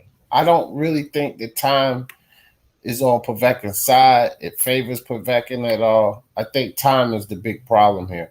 When like the dude is in his 40s, bro. You know what I mean? And the biggest thing is that the concussion, the time that helped Dillian, that only benefited Dillian White, and the shape that Dillian White is in. Tony, we said this before, like that dude in that gas tank, you know, being out of shape, that was an issue in a lot of his fights too. Rivas, Marius, Vok, you know, his conditioning. Now this dude is better conditioned. He's been knocked out, so I feel like he's more focused. You know, they've been studying tape on why he got knocked out, like, and time is on his side. I think just Povetkin, man, I think he just a little bit long in the tooth, and that's going to catch up to him in the second fight because the first fight was extremely close. I picked White in the first fight. I picked wrong, but I picked Dillian White in that first fight, and I might be wrong again, but I got to pick him again, bro. So I picked White in the first one. I'm gonna pick White again. Yeah. I know whenever I did my breakdown of that fight, I talked about that fucking uppercut that Povetkin could do. And lo and behold, the fucking punch I said he need to watch out for the most was the He one hit that him put with him that into bitch. tomorrow. Like, Yeah. that knockout was so good that it deserves knockout of this year as well. That's how bad he got knocked out. Like, Ah. the one fucking punch you know you're very susceptible to because you've been caught by it before, and this dude is proficient at, you don't even fucking do a game plan for, obviously, because he didn't even see it coming. Like, he was just gone. And the thing is, I want White to win. I like White because White is, in my opinion, the definition, just like AJ, is the definition of what made boxing great. Willing to fight anybody at any given time. Just tell me the date and I'll show up and I'll fight. Win, lose, or draw, I'm ready to go. That's what made boxing great. That's why I like him. But again, I don't know, man. Whenever you split ways with the guy that made you so great, who improved you so much, and then you get knocked out in your first fight away from him, and you don't decide to go back to that guy, I mean, your conditioning, you can look like a fucking statue, but that's not gonna make your chin stronger, and it's not gonna make you smarter. You know what I mean? Yeah. Right. Man. He got an issue, that's for sure, bro. It ain't gonna be easy. That motherfucker got an issue. He definitely got an issue. But I do agree with you. If it goes late, I think Povetkin is going to gas, being that he came off of COVID. I think he caught it. Well, he was getting over it, and I think he like caught it again for a second time, or he relapsed. He never really got over it. So, I mean, with it affecting your lungs, he may not have that much in the gas tank. Or they could have been lying, and he could have just been getting in super shape the whole time. I don't know. But if he really did have COVID, that could be a factor going late and him being old. So I could see that, but it's going to be dangerous early, real dangerous. Yeah, I agree. I agree with you. I agree, man. Like, I think I think even still at 41, I still think Alexander Povetkin is still dangerous, right? And like D was saying, sometimes Father Time catches up with you, and sometimes, it comes out of nowhere, and it really it can just really dump you on your head, and you be like, oh dang, what just happened? You know what I mean? So like, I look at that, I take that into consideration, but at the end of the day, I just still feel that Povetkin still right now is still dangerous, and I think that Dillian White knows that he has to be smart going into this fight. I believe he will, try not to make too many mistakes. I think that he will this time make the necessary adjustments and most definitely beat Alexander Povetkin this time. But I could be wrong. It's a chance that we could see a repeat of the first fight, because Alexander Povetkin is still dangerous. It's still a very big puncher, with a very awkward style. You know what I mean? Is an experienced veteran, former champion. So at the end of the day, it's not an easy fight for Dillian White. I feel that he should win this time. But at the end of the day, it's not going to be easy. I think like Tony was saying, I just think that it's going to be one of those fights. Like in the first couple of rounds, you're going to be like literally like, you know what I'm saying? Like just looking for a knockout, because you know that any one of these guys can knock each other out, but you're going to be looking for a knockout. You're going to be like, man, these guys got to be careful. Ooh, back and forth action. You know what I mean? It's going to be one of those entertaining fights that I can't wait to see, because both fighters are going to come to fight. Both guys are going to give it their all. I believe Dillian White is in shape for this fight, I believe. If he's not, please correct me if I'm wrong. You know what I mean? But I just think that, both of these guys know what's on the line. Both of these guys knows what's on the line. I think these guys are going to give. They know what's on the line. Because if Dillian end up getting knocked out again, bro, you already know that's not gonna look good, because this is I believe this is a WBC eliminator, right? I mean, for the interim. Yeah, it's for the title that White lost. Right, yeah. So Dillian White is the interim WBC champion. So, so this is this is big, man. Like, they can't, Povetkin ain't coming to lay down. You know, he ain't coming to lay down. He's coming to fight. He's coming to knock this guy head off. You know, much respect to each other. You know what I'm saying? But he's coming to knock this guy head off. He's not coming to play with Dillian White. But at the end of the day, Dillian White is coming. Dillian White is going to get in that ring, and he knows what it's at stake, and he knows that I got to get that interim belt back. This is a title eliminator. So I know that I can't play around, and I got to be smart, make adjustments, and not make too many mistakes with this guy because this guy's dangerous. But I think it's going to be a good fight, man. It's going to end with a knockout. Somebody's getting knocked out. Somebody's getting knocked out, man, honestly. But, man, we got some people in the chat. I'm going to end this in about the next 5 minutes. But we got people in the chat. DT3, one of the generals. DT3, the boom man, is in the building. You know what I'm saying? We got my brother Fish is in the building. Fish R1200R is in the building. Black Thanos, Dragon Leg, I see you. T-Tone Toledo, 1965. Boss of Logic, I see y'all. Lisa Bells, one of the queens, is in the building. Letter S. We got my brother Jeff in the building. Much respect to one of the generals. You know what I'm saying? Boss of Logic United. Muhammad Ali, rap star boxing knowledge. You know what I'm saying? Hey, I see y'all, man. Much love and respect. One of the generals, Toby Bartley, is in the building. So much love and respect to the chat, man. We on here cooking. I'm on here cooking with my brothers. Black Thanos, I see you. Wizard Sleeve, one of the generals, I see you. One of the generals, Vanity Pierre Lewis, I see you. Dragon Lair, I see you. Ellie 113, I see you. Most definitely. But yeah, man, it's just one of those heavyweight showdowns. I can't wait to see, man. Is y'all guys going live? I might do some live commentary for this fight, man. But is y'all guys doing some live commentary for this fight, man? My channel's down right now due to a strike, so I can't do anything. Yeah, man, see, man. Oh my God. Me and Tony in the same boat. I'm on a strike, bro. Y'all know I feel y'all pain. With them 3 months, man. When I had them 2 strikes, I was almost close to getting another strike. You know, the third strike terminated. But I feel y'all pain, man. 3 months not being able to go live. I had like a little backup channel. It was like a little gaming channel I created not too long ago, and I did like probably 2 lives on that channel, man. But at the end of the day, I know how it feels to not be able to go live on your big channel and not be able to do live commentary, and it just I can't go live on either one of my channels. They done got me on both of my shits. Oh, come on, D, bro. I be hating that, bro. I promise you, I be hating that, man. Yeah, they got me. I be hating that, bro. You know what gets me the most about it though is the fact that when you have a strike, because I beat the first one, I beat it. This one is being tied up. Like I did all the documents, everything, and I'm just waiting for the outcome. But the thing that I hate about the most of it is it doesn't just affect your lives. Whenever you upload videos, you get no algorithm, no showtime. It goes absolutely fucking nowhere. They kill your views. Like, I mean, I've had videos the way I've had like 6 thumbs ups, but it says I have 0 views. Now, how the fuck does that happen? How do I get thumbs up without views? Yeah, that's crazy. That's crazy, man. Yeah. My channel's been affected big time, bro. And it was before I even before I even had to go and before I went into YouTube jail for like 3 months.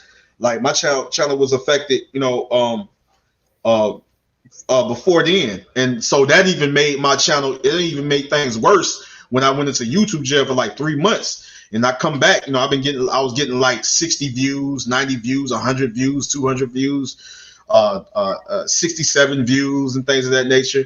You know, but it also can be that, you know, you may have some people, man, that that really they move funny, man. You know, they want, 1 minute they showing you love, and the next minute, and I'm not talking about none of my people in the chat. All these are, including you guys, man. Y'all guys are true supporters, man. Are my true fans, But it's like at least 1,000, some people that just want the content, and I guess people said certain things regarding Andrew Tucker, and people may, I don't know. It can be difference of opinion. People don't choose not to watch you or tune into you anymore. So it's just so many different reasons why. But the algorithm is not on your side, and it hinder your views when your channel was pretty much shadow banned and things of that nature. It just really it kind of affects you big time, that you can't even grow. You can't get the views. People don't even, notifications are not being sent out. to everybody. Just a certain percentage of people getting notifications. God bless you, bro. Just certain percentage of people getting notifications and things of that nature. A small percentage, So it's on YouTube but it's also on people not really, watching you and supporting you, like especially when you're a good content creator, been putting in a lot of work, and you pretty much knowledgeable about the sport of boxing, So it's just a lot. It's a few things that's going on when it comes to us content creators, and when it comes to YouTube, the YouTube boxing community, and when it comes to YouTube, man. But it is what it is, man. But at the end of the day, man, both of you guys got great channels, man, and I wish nothing but blessings, when it comes to your channel getting back where it needs to be. I know you guys pretty much in YouTube jail, but I know, man, you guys gonna get back where you guys need to be, man, because you guys have got great channels, man, great content creators, and very, very knowledgeable when it comes to the sport of boxing, and very good at what y'all do. So it'll get everything will fall back into place, man. You know what I'm saying? Just keep grinding, keep putting those videos out, man. Keep doing that live commentary whenever that time comes back again. But I know what y'all experiencing. I know what y'all going through. I went through it, a month ago. I think I got out of YouTube jail probably a month ago, I think. Probably maybe probably been 2 months ago. I don't know, but but it's all good, man. So I totally understand, man. I totally understand. Tim Townsend, I see you. Much love and respect, Tim Townsend. I see you, General. You know what I'm saying? Fish, I see you, my brother. Lisa Bells, the Queen, Dragon Leg. I see y'all. Sean T, I see you, my brother. Much love and respect. But yeah, man, it's gonna be a good fight, man. And to me, honestly, this Saturday is a 50-50 fight, man. It's a 50-50 fight. Any one of these guys can win. Dillian White can win. Alexander Povetkin could win. But I just feel it's gonna end in a fight. This fight gonna end with a knockout. But I'm going for Dillian. I think Dillian White should win this fight this time. I think he should win. Yeah, I think he can win too. Yeah, I think he should win as well. But for Deontay Wilder, the WBC said the winner fights him of this fight. So at least for Wilder, there's nowhere to run, because if he runs from the winner of this fight, then that's real ducking. Yeah, man. Like this is that the winner of Alexander Povetkin versus Dillian White. Wilder should most definitely listen, man. Listen. And then I was also hearing, correct me if I'm wrong, I was also hearing, Andrew Ruiz Jr., because I know he has a fight on pay-per-view with Chris Arreola, if I'm not mistaken. Nobody. Right. Right. Exactly. But maybe he can fight the winner. I don't even want to talk. I ain't even finna go there.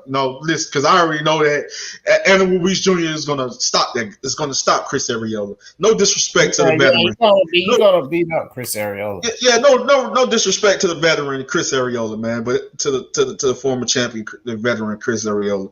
But listen, man, Andrew Ruiz Jr., bro, he got so many advantages over this guy. It ain't even funny. So that's just easy victory, man. But yeah, I would love to see Wilder, fight Andrew Ruiz Jr. or the winner of Alexander Povetkin, Dillian White. And if Dillian White gets past Alexander Povetkin, yes, that should be the fight right there. Wilder comeback fight should be Dillian White. That's great. That'll be perfect. You know what I mean? That'll be perfect. That's a good fight. You know what I mean? Honestly, for Wilder, that's a good fight. And I think when I look at that fight, to be honest with you, this is the part where I keep it real. I feel, depending on what Wilder shows up, how Wilder's come back, how he comes back in the ring, I think he got to be mentally and physically prepared for Dillian White. But I feel he can stop Dillian White. Dillian White can hurt and stop him too, as well. You know what I'm saying? But at the end of the day, I just think that Wilder is faster. It's the faster fighter between the two. And I just think that he'll probably end up stopping, But it depends on what Wilder shows up, because Dillian White is a problem for him as well. You know what I mean? So that's a good fight, man. Honestly, you know what I mean? Honestly, that's a good fight. You know, I think that'll be a good comeback fight for Wilder. You know, like honestly, you know. Yeah, and I think the opposite. I think Dillian White stops him. I don't think Deontay Wilder's ever fought a knockout artist that wasn't 80 years old in real life. Not what it says on Facebook, but he's never fought a knockout artist, and I don't know. Even though I give Deontay Wilder credit, he'll take an ass whooping. He's got heart, but you know your heart can last, but your chin will give out. I don't know how many punches he could take backing up from a true knockout artist. Like I don't see him being able to absorb that many shots before he goes down. Right. What if he gets on his feet and he moves like he did against my guy Burn? No, not Stavern, my guy Luis Ortiz. You know, what if he moves on his feet, you know, like he did against Luis Ortiz? You think that can probably be a problem for Dillian if Wilder moves on his feet like he did against Ortiz and kind of just set traps, pretty much set him up with that right hand on the outside. You know what I mean? You think that Wilder can show up and that could pose a problem for Dillian White, or you just think that because I just see how Dillian White just take a page out of Fury book and come forward and just bum rush him, like, you know, because we know Dillian White the bigger fighter between the two, and I can honestly see how just Dillian White get in there and just bum rush him, just dig down to that body, boom boom, because Dillian White can box.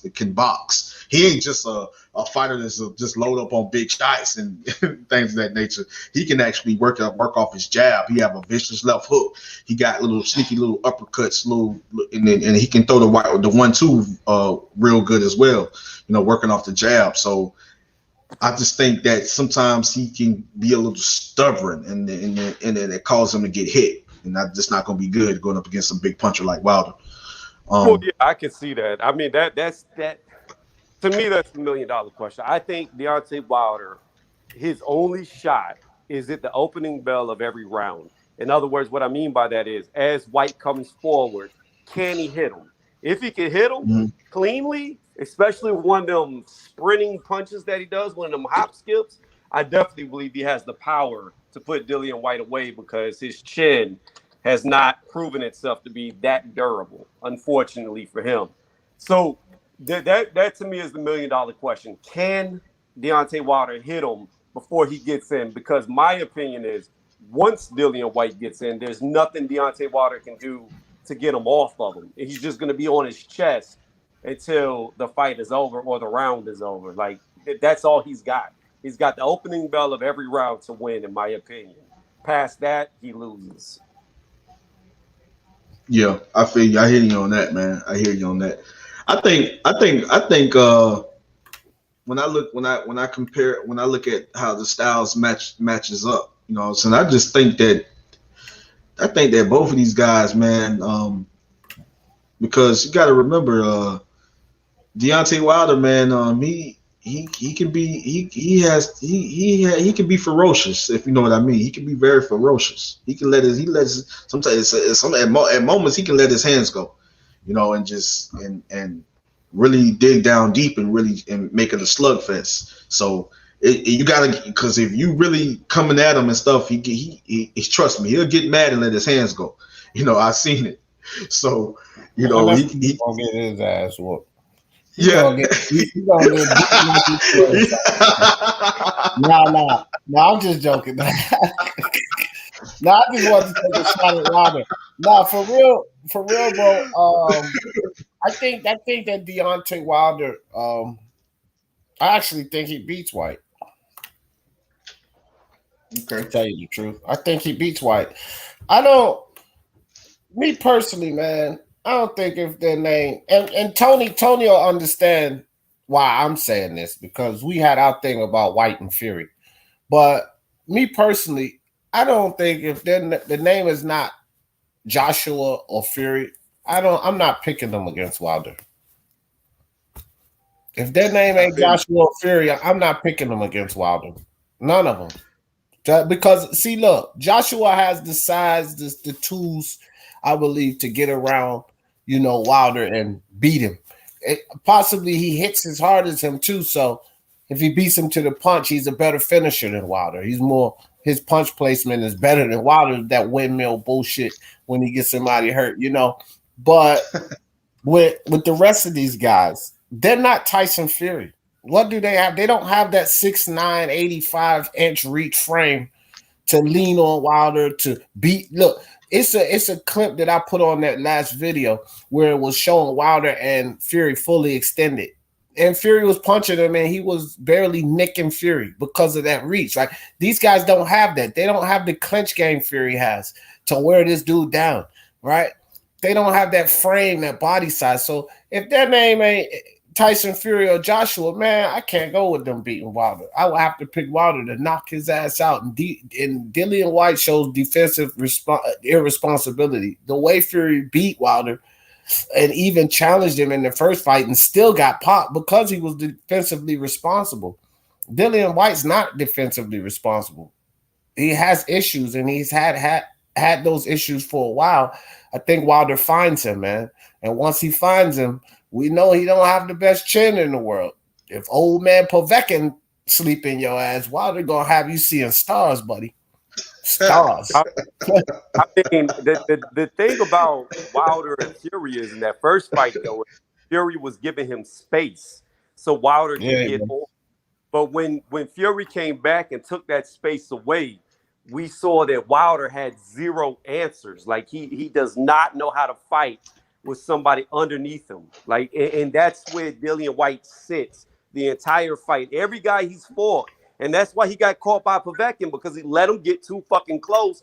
Because even though he was controlling Povetkin with the jab, the two, knocking him down, still that muscle memory, that how you fight is how you fight. Eventually, you're going to revert back. And that's what failed him against Povetkin. He let that fight get close range, and he got caught. But that's my point. Like, I don't think – I agree with you. If Deontay Wilder can crack him, it's over. It's done. I don't care where he hits him. If he hits him on the top of the head, it's over. Right. He's proven he can't take that type of damage. But that's an if. Whenever you're relying on one punch, that's a big if. And once White gets on top of a guy, I haven't seen anybody be able to separate themselves, not even AJ. And that was a much less skilled Dillian White that fought AJ. Not even AJ could get away from Dillian White in the body to body. So we're seeing Wilder not being good at close range fighting, and that's where 90% of the fight will be. I can't see how he wins other than just catching them coming in. Yeah, and like I actually hear where both of you guys are coming from. You know what I mean? And I just think, like, listening to both of you guys, I can take what D is saying. I can take what you're saying as well, Tony. Like, I can most definitely take what both of you guys are saying, and I can actually put it all together, right? Put it all together, and I can honestly say that both of these guys, like, that's going to be a fight where it's going to be it's going to be an interesting fight to see, a very interesting fight to see, because at the end of the day, I see how Dillian White can get in there and give Wilder all kind of trouble, give him all kind of problems. But I also see how Wilder can get in there. Depends on what Wilder show up, But I can also see how Wilder gets in there and give Dillian White trouble. You know what I mean? Just basically being patient, countering him, because I just feel like Wilder is the faster fighter between the two, right? Dillian White has great timing, so I'm taking nothing away from Dillian White, but I just feel that Wilder has good timing as well when it comes to landing that right hand. And he's fast too. So, like, I just think that it can be in a way that it can be the same situation and it could be somewhat of a comparison to a Luis Ortiz situation, like similar to that. Now, if that Wilder doesn't show up, then Dillian White, easily breaks him down, beat him up, get him out of there. That did, yes. Wilder don't come. If the Wilder that went up against Tyson Fury first fight, right? The first fight with Tyson Fury, you're right. And then I look at the fight, the first fight with Stavern.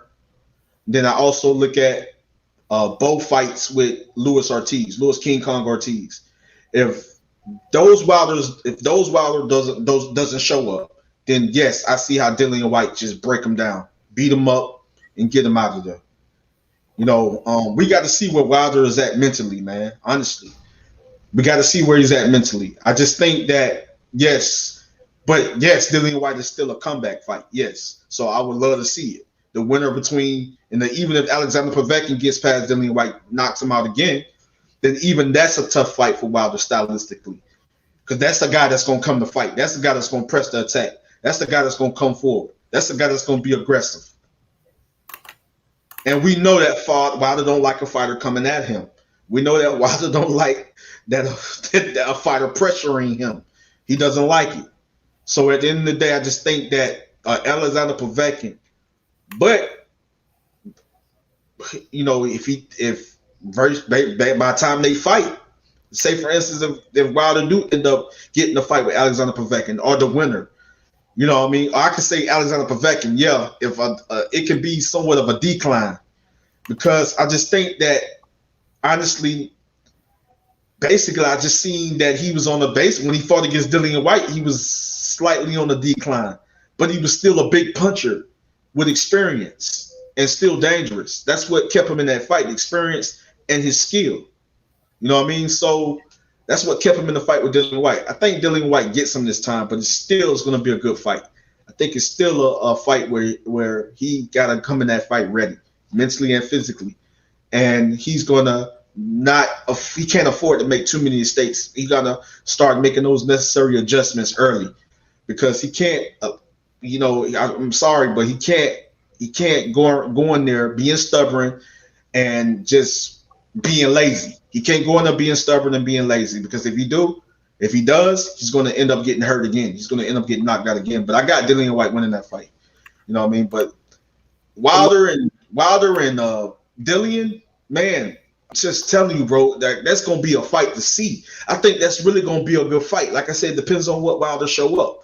But it's going to be a fight to see, man, because stylistically, I think these guys are going – I think, like, if Wilder come back with the killer instinct, with the hunger and the determination, like, really, bro, like, honestly, I just think that it's a tough fight for Dillian, but it's a tough fight for Wilder.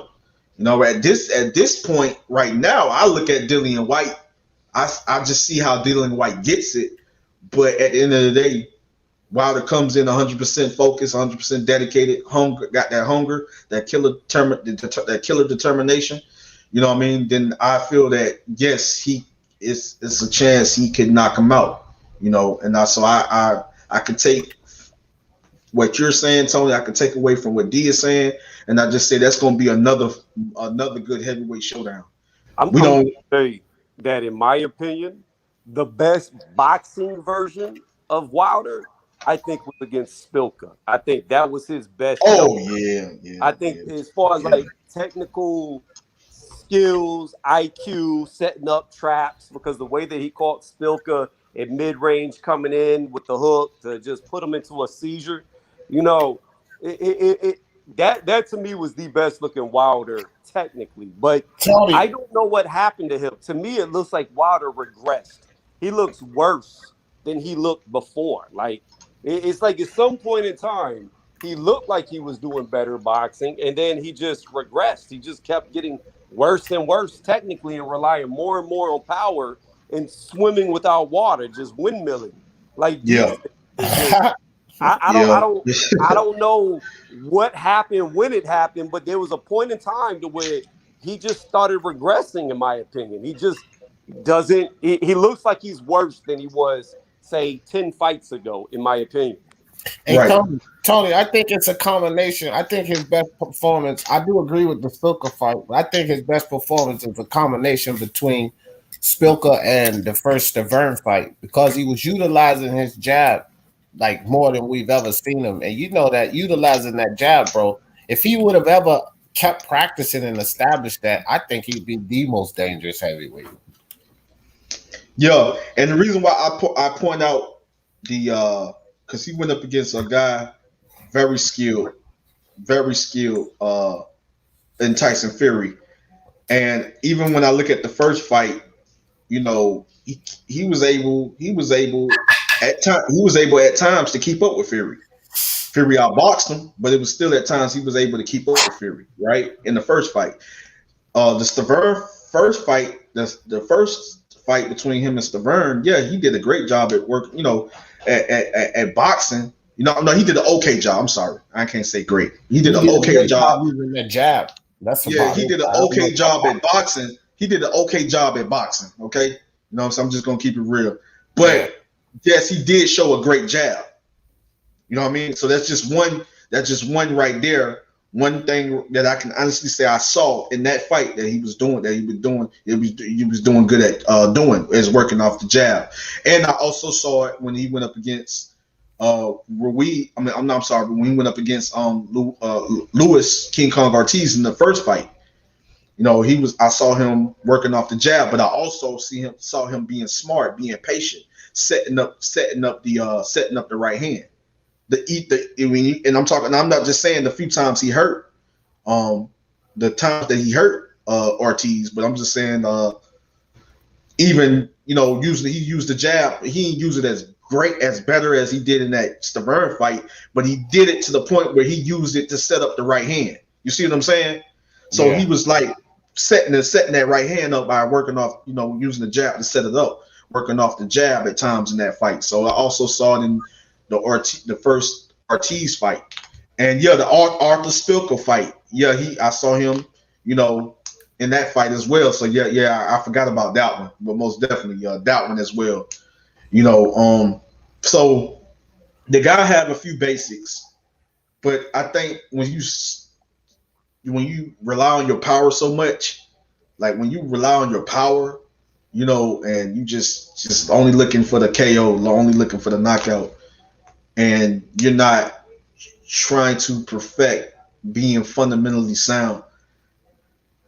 Fury perfect that a long time ago. That's why Fury was able to beat Wilder the first time. He was robbed, and that's why Fury was able to beat him the second time. But he made adjustments to his game and came with a whole totally different game plan. You know, switched it up on him and got him out of there. You know what I'm saying? So, you know, I just felt that Wilder could have been on a whole nother level, man, if he would have just learned how to listen and were willing to perfect his craft, not just trying to get a fighter out of there with the right hand. Now, some things he did, that I saw in the first fight with Ortiz and the second fight with Ortiz. Some things I saw that he did that he added to his game, you know, and that was just still throwing the right hand. He was setting it up, being patient. So that's one thing I honestly say that he got better at doing, setting up the right hand, setting traps. And I just feel like if Wilder really, man, just, you know, with the right trainer, just focus on being more fundamentally sound, bro, and more dedicated, being 100% dedicated to his craft, he would have been a problem. He would have been a beast. He would have been like Fury. He would have been like Fury, bro. And he would have been like Joshua. He would have been more dangerous, and I don't think anybody would have been able to beat him with a jab, Fury or Joshua. Because listen, the lack of a jab is Wilder's problem, fam. That's his problem. Yeah. If he had a jab, he could work off of that. That, you know how dangerous his right hand would be if he had a jab established, bro. Crazy dangerous. Like, these guys couldn't stay away with his length and his reach. Man, he would be.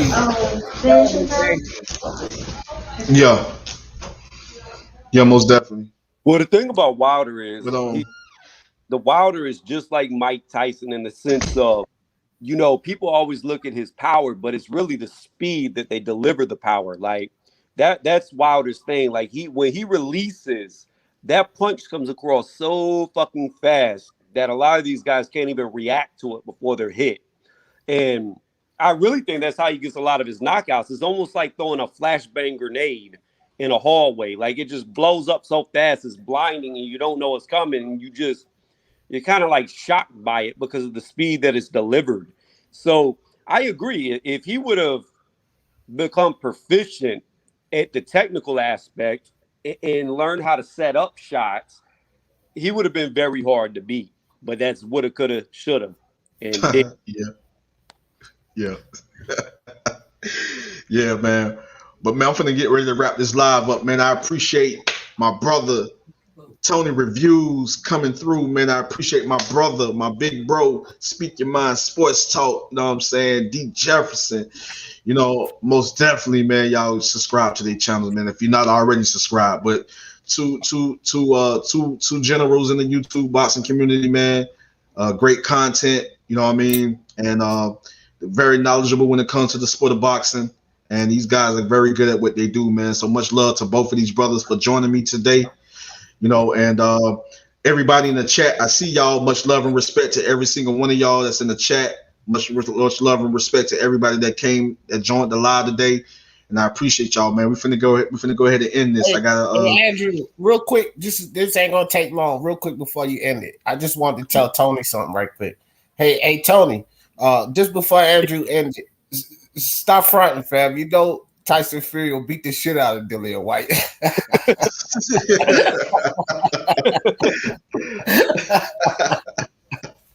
There's only one Dillian White. All right, fellas, I'll catch y'all, man. All right, y'all. Much love and respect, man. All right, my brothers, I'm out, man.